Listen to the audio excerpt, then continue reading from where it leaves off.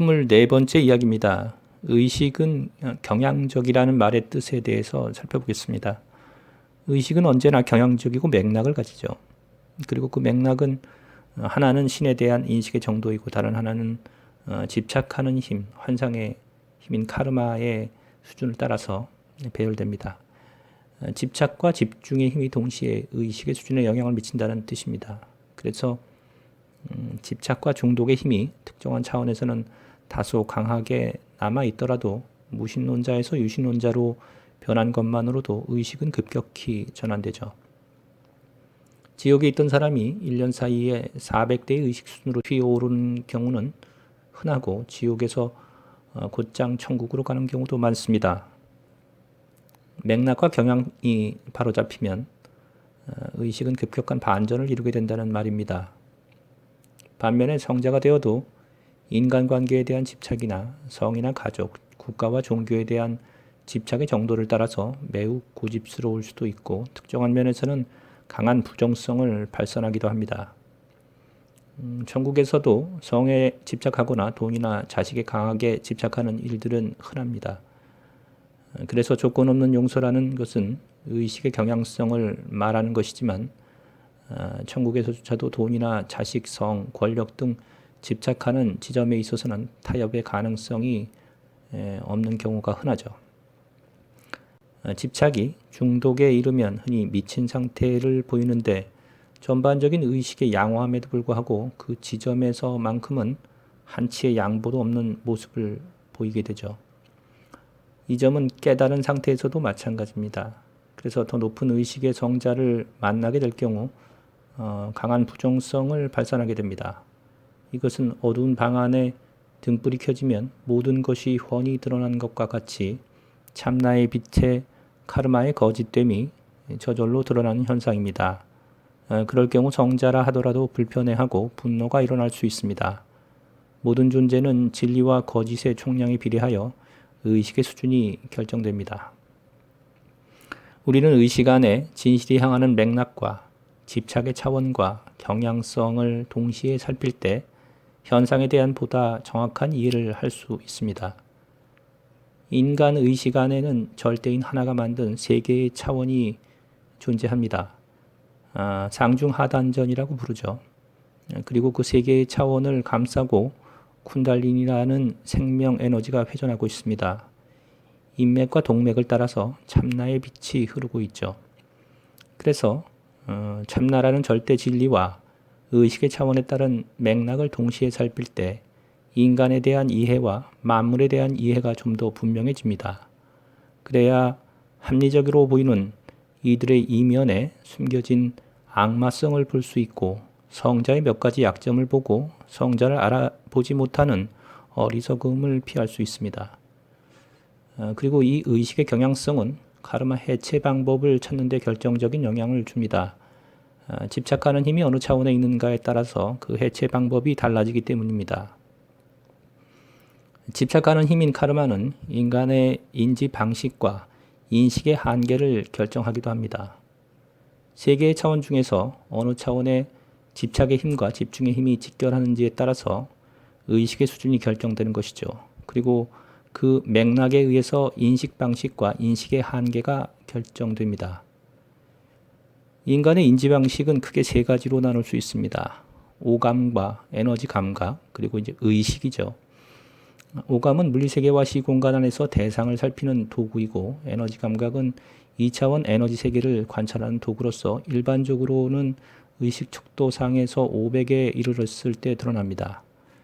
둘은 시공간과 형상의 세계를 인지하는 방식인데 그중 에너지 인식 방식은 육체의 눈과 귀, 코와 혀를 이용하지 않는다는 특성이 있습니다. 에너지 인지 능력이 생겨나면 전생도 볼 수 있고 질병의 유무도 알 수 있습니다. 죽은 이의 영혼을 만나기도 하고 성자와 천사를 보기도 합니다. 이 에너지 인식 방식은 물리세계 인식 방식보다 진전된 방식이고 알미 확장된 상태입니다. 3차원뿐만 아니라 2차원 세계를 인식하는 것으로 물질 세계 이상을 인지하는 것이기 때문이죠. 여기서 진화된 인지 방식이라는 말의 뜻은 에너지 세계를 보고 들을 수 있어야 의식이 진전되었다는 뜻은 아닙니다. 의식이 200 미만의 상태에서도 에너지 세계를 인지할 수가 있습니다. 낮은 아스트랄계에 빠져든 경우인데 무속인들이나 영적 예고에 빠져든 경우죠. 의식의 성장 없이 에너지 확장만 일어나는 경우에 해당되고 매우 고통스러운 경험을 하게 됩니다. 따라서 여기서 말하는 에너지 인지 방식이란 의식 수준 500 이상에 이른 상태를 말합니다. 마지막으로 의식 자체를 통한 방식은 인간이 이룰 수 있는 가장 진전된 인식 방식입니다. 깨달음의 상태로 흔히 이제 통해버렸다라고 하죠. 의식이 의식을 인식하는 이 방식은 보지도 듣지도 냄새 맡지도 맛보지도 않고 그대로 진실을 꿰뚫어 인식하는 방식입니다. 예를 들어서 붓다는 화신이었다. 진실이죠. 예수는 결혼을 했다. 거짓입니다. 배화교의 화신인 아우라 마즈다는 화신이었다. 진실입니다. 카르마는 실제 하는 힘이다. 거짓이죠. 칼 마르크스는 의식 수준 400 이상이었다. 거짓입니다. 이와 같은 모든 질문에 대한 진실과 거짓을 곧바로 구분하게 되는 겁니다. 이 방식은 진실과 거짓에 대한 근원적 구분이 저절로 일어난 상태입니다. 의식이 진실의 상태에 이르렀을 때 거짓이 즉시 반발하기 때문에 거짓과 진실을 구분하게 되는 것이죠. 특별히 구분하려 하지 않아도 저절로 알아버리게 됩니다. 이 능력은 깨달음에 이르고 의식이 진전됨에 따라서 더욱더 분명해집니다. 그 힘으로 보다 높은 차원의 진리에 접근하게 되는 것이죠. 윤회계를 살아가는 이들에게는 상상조차 할 수 없는 방법이지만 모든 인간이 가진 공통된 능력임에는 틀림없습니다. 집착과 집중의 힘의 크기에 따라서 우리는 물질 세계만을 볼 수 있기도 하고 때로는 물질 세계와 에너지 세계까지 그리고 때로는 물질과 에너지 세계, 의식의 세계까지도 함께 볼 수 있습니다. 그리고 더 의식이 확장되게 되면 물질과 에너지와 의식과 신의 세계까지도 인지할 수 있게 된다는 말입니다. 집착이 사라지는 만큼 인식의 폭과 알의 크기가 확장되는 것이죠. 붓다 또한 인간에게는 오감 이상의 인식 방식이 존재한다고 보았습니다. 그래서 자신에게 드러나는 능력이 모든 인간이 가진 능력의 다름 아니라고 생각했습니다.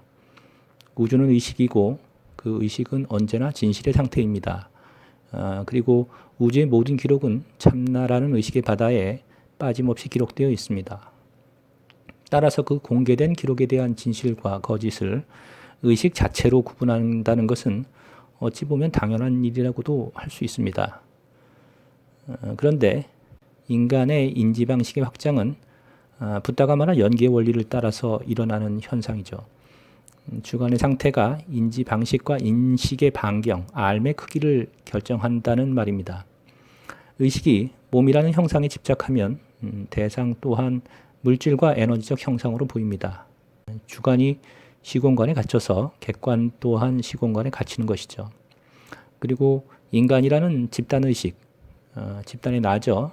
집단의 나에 갇히게 되면 절대에 도달한 상태이긴 하지만 나도 없고 너도 사라지는 상태가 됩니다.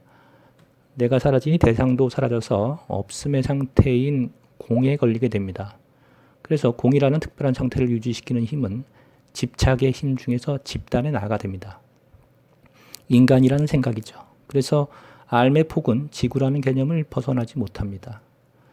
그리고 그 없음의 상태에서 빠져나와서 실질적 있음의 상태인 절대와 합일에 이르게 되면 주관은 인간을 초월한 상태로 확장됩니다. 그리고 다시 우주적 나에 갇히고 집착이 모두 사라진 상태라고 믿어지는 상태에 이르죠. 절대와 합일에 이르렀지만 체득에 이르지는 못한 상태입니다. 그래서 실질적 합일에 이르러서 화신이 되려면 우주적 존재로서의 나도 버려야 하죠. 결국 붓다가 말한 연기의 원리를 따라서 객관은 언제나 주관의 거울상이 됩니다. 주관의 집착을 따라서 대상에 대한 인식의 폭, 알의 크기, 인지 방식이 결정된다는 말입니다. 그런데 이 말은 집착은 그 힘이 머무는 차원에 따라서 힘의 크기가 다르다는 뜻도 됩니다. 개체로서의 몸의 생존과 관련된 집착에 비해서 인간이라는 집단의 나에 대한 집착은 그 뿌리를 제거하는데 훨씬 더 큰 에너지가 필요하다는 뜻이고 우주적 차원의 나라는 집착은 더 큰 힘을 필요로 하게 된다는 말입니다. 그래서 인간의식의 세 가지 차원 중에서 어느 차원에 머무느냐를 잘 살펴봐야만 그것의 해체 방법을 찾을 수가 있습니다. 예를 들어서 돈에 대한 집착은 모든 인간에게 공통적인데 개인적 차원의 집착일 수도 있고 가족이나 그 이상의 차원일 것도 있습니다. 그리고 성에 대한 집착도 200 미만의 동물적 차원의 것일 수도 있고 또 조건 없는 사랑의 차원의 것일 수도 있으며 집단의식의 발로일 수도 있고 우주적 차원의 사랑일 수도 있습니다. 세 가지 의식의 차원에서 동시에 집착은 일어날 수 있다는 뜻입니다. 따라서 낮은 차원에서 성에 대한 집착이 사라졌다고 해서 높은 차원의 집착이 해소된 것은 아니고 돈과 명예나 권력에 대한 집착도 비슷합니다. 집착은 의식의 차원을 따라서 다르게 나타나고 그 해소 방법 또한 다르죠. 이런 이유 때문에 카르마의 해소, 집착의 해소는 점차적이고 단계적으로 일어날 수밖에 없습니다. 집착이 일어나는 차원을 따라서 그것을 해체하는 데 필요한 에너지의 양이 다르기 때문입니다. 카르마를 나무로 가정한다면 작은 나무는 약한 바람에도 쉽게 뽑히지만 큰 나무는 강한 바람이 불어야 뿌리가 뽑힌 것에 비유할 수 있죠. 실제로도 개체로서의 나를 해체하는 데 필요한 힘과 집단의 나를 해체하는 에너지는 비교할 수 없을 정도의 차이를 보입니다. 결국 집착의 힘, 카르마를 해체하는 데는 작은 나무부터 제거할 수밖에 없고 차츰 나무의 크기를 늘리는 방법을 택할 수밖에 없는 거죠. 한 번에 모든 나무를 뿌리채 흔들어 제거하는 방법은 없다는 말입니다. 호킨스 박사의 의식지도의 원리를 살펴보면 연기의 원리가 보다 정확히 드러납니다. 호킨스 박사는 의식지도를 만들면서 로그함스 개념을 도입해서 알의 크기를 에너지의 양으로 환산해서 상대 비교를 했죠. 깨달음을 로그 10의 600승이라고 보았고 신과의 합의를 로그 10의 850승으로 보았습니다. 그리고 화신은 10의 1000승으로 보았죠. 이 말은 집착을 해소하는 데 필요한 에너지의 양이 기하급수적으로 증가한다는 뜻입니다. 실제로 깨달음에 도달하는 데 필요한 에너지와 절대와의 합일에 필요한 에너지를 비교하자면 근본적인 차이를 보이죠. 깨달음 이후부터는 참나의 전면적인 지원이 필요합니다. 그때 쿤달리니라고 불리는 참나의 에너지가 깨어나게 되죠. 반대로 말하자면 그것이 전면화되지 않으면 절대와의 합일이 일어나지 않는다는 뜻입니다. 그리고 마지막 화신에 이르는 길은 그보다 훨씬 험난합니다. 일반적으로 진화체득에 이른 성자 7명의 에너지를 합한 상태가 화신이라고 하는데 우주적 차원의 나를 사라지게 하기 위해서는 그 이상의 에너지를 필요로 합니다. 인간이 머무는 집착의 차원은 크게 세 가지이기 때문에 집단의 장과 신과 합일의 장을 거치면서 카르마가 해소되도록 짜여 있습니다. 깨달음에 이르는 길이 작은 산을 넘는 것이라면 집단의 장을 넘는 일은 거대한 산맥을 넘는 길이고 신과 합일 이후의 과정은 우주의 중심이라 일컫는 수미산을 넘는 것이라고도 할 수 있습니다. 그래서 바른 명상이란 삶의 태도와 습관 등 삶의 모든 것을 근본적으로 뜯어 고치는 일로 나가야 합니다. 붓다가 팔정도를 말한 이유가 바로 이것 때문이죠. 바른 생각과 바른 언어, 바른 직업과 바른 명상, 바른 행동으로 이어지지 않는다면 실질적인 의식의 전환을 이루기는 어렵다고 보았던 겁니다. 순간적으로 암과 에너지의 크기가 확장될 수는 있지만 생활 습관과 태도의 변화를 통해 삶 자체를 근본적으로 전환시키는 과정은 상당한 시간을 필요로 합니다. 삶의 순간순간 바른 말과 바른 행동과 진리에 부합하는 생각에 머물고 있는지를 확인하고 스스로를 점검하는 일은 잊지 말아야 할 일들입니다.